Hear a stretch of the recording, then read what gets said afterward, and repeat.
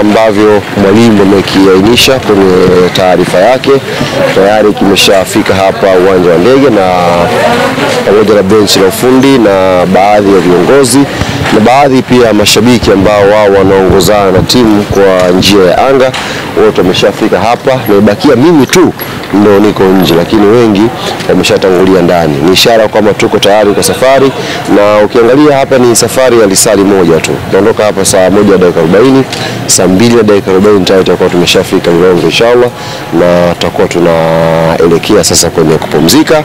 Alafu leo tutakuwa na session ya kwanza ya mazoezi pale. Baada ya leo, kesho ambao ndio official training, sasa tutatrain tena siku ya pili, alafu Jumamosi inshallah tutaingia kwenye mechi.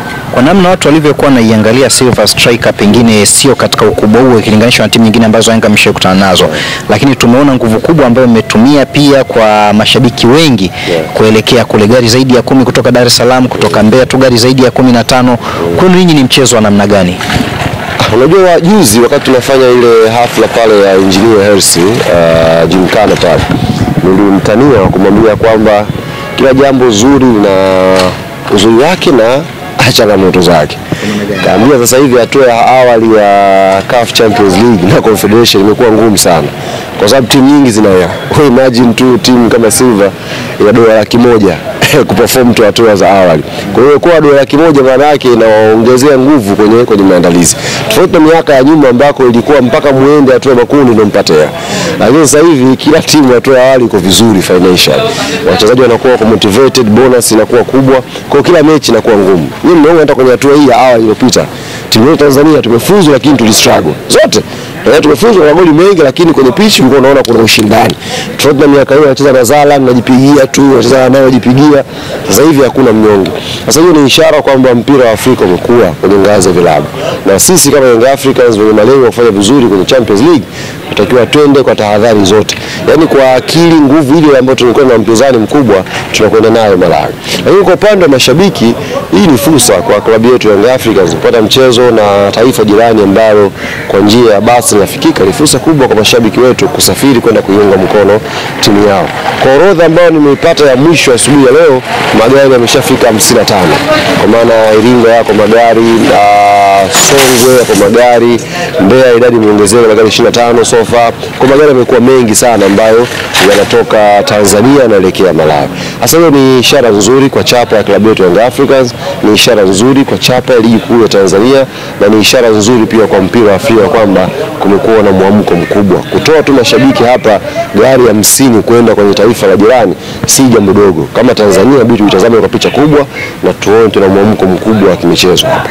Tangu akiwa Malawi anawapromote vijana wengi kutoka under 20 kuingia senior team akiwa na timu ya taifa. Platinum coach anarejea katika ardhi ya nyumbani.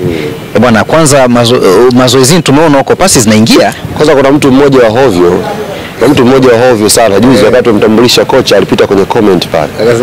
Akasema huyo mnamwita Patrick Mabedi. Huyu ni Patrick Mavitanda. Nilicheka sana ile comment, nikasema anaweza Mavitanda si Mabedi. Tusiturahisishe tu tuite Patrick Mavitanda. Bwana, tunaondoka na hapa na rudi nyumbani kwao. Niko excited sana kwa sababu licha ya sisi kumchukua, lakini alitokea South Africa. Toka South Africa ndio amekuja hapa. Alitokea straight Malawi. Kwa hiyo niko excited. Nimeangalia asubuhi mitandao mbalimbali ya Malawi. Story kubwa ni hiyo. Wanazungumza one of the senior coach kwenye taifa lao anakuja na club kucheza na timu ambayo inajitafuta. Ndio story kubwa kwao, kwa sababu Silver hawajakuwa wakubwa sana. Kizungumza Malawi nazungumza Bullets ambao ndio wana fan base kubwa. Kwa hiyo wanatazama kuwa na kocha ambaye mwenye hadhi ya timu ya taifa ya Malawi, amefundisha mpaka mwaka jana yes, kocha wa timu ya taifa mwaka huu mwaka huu huo chaguzi bado bwana, kwa hiyo changanya mwaka huu 2025 kaondoka pale akiwa national team coach. Sasa inawapa mwamko, inawapa hamasa wanahabari wa Malawi, mashabiki wa Malawi kwenda kumtazama na kwenda kuiona Young Africans. Lakini upande wa pili unakuwa na changamoto kwetu. unapocheza na kocha mwenye hadhi ya timu ya taifa ya Malawi, wale silver wachezaji wazawa pale wanataka kuonyesha kwamba mwalimu, wakati mwingine pakitokea chance ya national team na sisi tunaweza kucheza. Kwa hiyo inaweza kama mechi ngumu vile vile kwa uwepo wake tu. Kuna urahisi lakini kuna ugumu kutokea pale kwa sababu ya commitment ambayo vijana wanakuja nayo kutaka kumuonyesha mwalimu. Lakini tunaamini sisi tuna quality kubwa na tunaweza kufanya vizuri inshallah. Kama ulivyochungulia Mavitanda, kuna ladha imeongezeka kwenye timu au vipi, au yale malalamiko?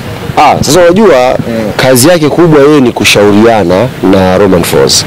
Kwa mabadiliko yote mtakayoyaona ya kiufundi yanaanzia kwanza sifa kwa Romain Folz. Alafu Patrick yeye ni mshauri. Unajua assistant maana yake unamshauri mwalimu kwenye mipango.